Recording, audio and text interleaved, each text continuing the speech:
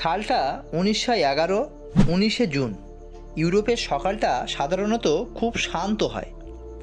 Rome শহর সেদিন শান্তই ছিল, কিন্তু বাতাসে যেন এক অদ্ভুত চাপা উত্তেজনা ভাসছিল।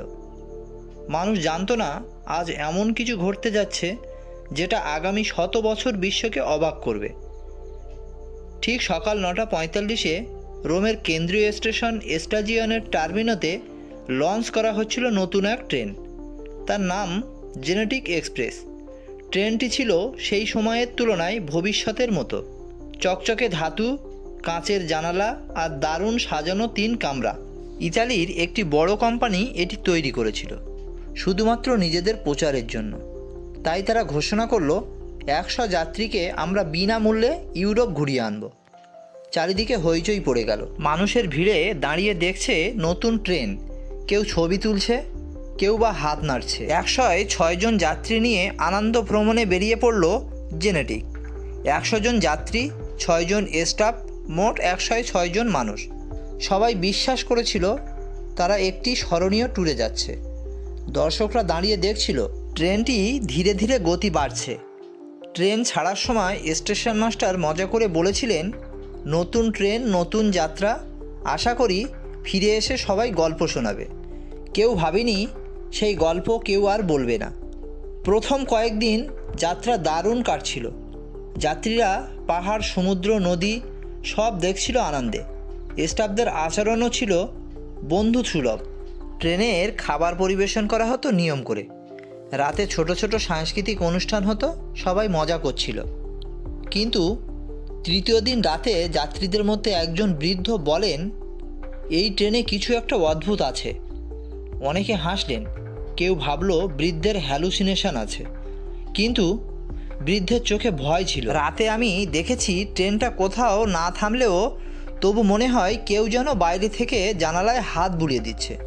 অবশ্য কেউ কথাটা গুরুত্ব দিল না, কিন্তু এটাই ছিল অশুভের শুরু।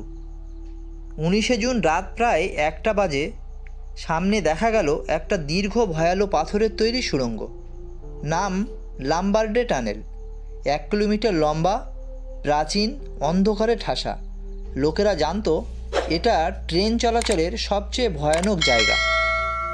ট্রেনের হুইসেল বাজলো, ধীরে ধীরে অন্ধকারের পেটের ভিতরে ঢুকলো, এবং এটাই ছিল জেনেটিক এক্সপ্রেসের শেষ দেখা। ট্রেন ঢুকলো কিন্তু বেরোলো না। টানেলের 2 প্রান্তে মানুষ দাঁড়িয়ে অপেক্ষা করতে লাগলো। 5 মিনিট, 10 মিনিট, 30 মিনিট। অবশেষে রেলওয়ে অফিসার দৌড়ে এসে বললেন, টানেলে ট্রেন নেই। গোপন দরজার সুড়ঙ্গ কিছুই পাওয়া গেল না। ট্রেন 106 জন মানুষ, সবাই যেন ট্রেনটা ভিতরে গিয়ে গায়েব হয়ে গেছে। অনেকে প্রথমে ভেবেছিল হয়তো কোথাও থেমে আছে, কিন্তু 1 কিলোমিটার লম্বা টানেলে কোথাও থামার জায়গা নেই। তদন্তকারীরা টানেলের প্রতিটি ইঞ্চি খুঁজে দেখলেন। এই খবর তার পরের দিন সকালে ইতালির সংবাদপত্রগুলো শিরোনামে লিখল, দি ভেনিস ট্রেন। মানুষ ভয় পেয়ে গেল। রোমের চার্চে প্রার্থনা শুরু হলো। অনেকে বলল এটা শয়তানের কাজ, আবার কেউ বলল এটা ভুতুড়ে টানেল। বিজ্ঞানীরা হতভম্ব হয়ে গেলেন, এমন তো হওয়া সম্ভব নয়। ঘটনার প্রায় 3 মাস পর ইতালির দক্ষিণ প্রান্তে 2 ব্যক্তি দাবি করলেন, আমরা ওই ট্রেনে ছিলাম। তারা বলল, টানেলে ঢোকার আগে হঠাৎ ভয় পেয়েছিলাম। অনেক যাত্রী ট্রেনের ভিতরে কেমন যেন অদ্ভুত আচরণ করছিল। তখন তারা যা হয় হোক ভেবে ট্রেন থেকে লাফ দিয়ে পড়ে যায়। তাদের শরীর জখম হয়েছিল, কিন্তু তারা বেঁচে যায়। এবং তাদের কথা শুনে তদন্ত অফিসাররা চমকে গেলেন, কারণ এই দুজনেই ঠিক সেই 100 যাত্রীর তালিকাতেই ছিল। কিন্তু তদন্তকারীরা তাদের বিশ্বাস করেননি, ভাবলো তারা পাগল। কয়েক বছর পর মেক্সিকোর একজন ডাক্তার বিশ্বকে চমকে দিয়ে বললেন, 1911 সালের 19শে জুন রাতে আমার হাসপাতালে হঠাৎ করে 104 জন অদ্ভুত রোগী ভর্তি হয়েছিল। তারা ইতালির ভাষায় বলছিল, চেহারায় আতঙ্কে ভরা, আর আচরণ ছিল স্বাভাবিক। ডাক্তার আরও বললেন, 4 জন রোগী হঠাৎ রাতের হাসপাতাল থেকে গায়েব হয়ে যায়, কিন্তু তখনকার দিনে প্রমাণ করার মতো কিছুই ছিল না। লোকেরা গল্পটা শুনে হাসত। বছরের পর বছর কেটে গেল। হঠাৎ রোমানিয়ার পাহাড়ে মানুষ বলল তারা একই রকম ট্রেন দেখেছে। রাশিয়ার তুন্দ্রায় শিকারিয়া বলল, রাতে একটা অদ্ভুত ট্রেন ট্রাক ছাড়া দৌড়ায়। এমনকি ভারতের উত্তরাঞ্চলেও দাবি শোনা গেল, রাতে পরিত্যক্ত রেল লাইনে একটা পুরানো স্টিম ট্রেন দেখা যায়, কিন্তু মানুষের কাছে গেলে ঠিক ধোঁয়ার মতো মিলিয়ে যায়। 2000 কবরের অভিশাপ যেখানে ট্রেনটি শেষবার দেখা গিয়েছিল, সেই ল্যাম্বার্ডে এলাকার কাছে রয়েছে প্রায় 2000 ইতালিয়ান কবর। শোনা যায় সেই জায়গায় অভিশপ্ত, বিশেষত রাতের বেলায় ওই টানেলের পাশে দাঁড়ালে গায়ের মানুষের কান্না শোনা যায়। স্থানীয়রা রাতে ওই জায়গায় যায় না। কেউ বলে টানেলটি নাকি বনের পুরানো আত্মাদের ঘর, কেউ বলে ওই কবরগুলো যন্ত্রণায় টানেলের ভেতরে অন্য এক জগতে যাওয়ার দরজা খুলে দেয়। ঘটনার 70 বছর পর মেক্সিকোর একটি মরুভূমি রেল স্টেশনে একটি পুরানো জংধরা ট্রেন দেখা যায়। স্টেশন মাস্টার চমকে গিয়ে কাছে গেলেন। তিনি দেখলেন কামরাগুলো ঠিক জেনেটিক ট্রেনের মতো। হঠাৎ একটা হুইসেলের শব্দ আর ট্রেনটা চোখের সামনে ধোঁয়ার মতো মিলিয়ে গেল। দৃশ্য দেখে লোকটি অজ্ঞান হয়ে যায়। এখন শেষ প্রশ্ন হলো, ট্রেনটা কোথায় গেল?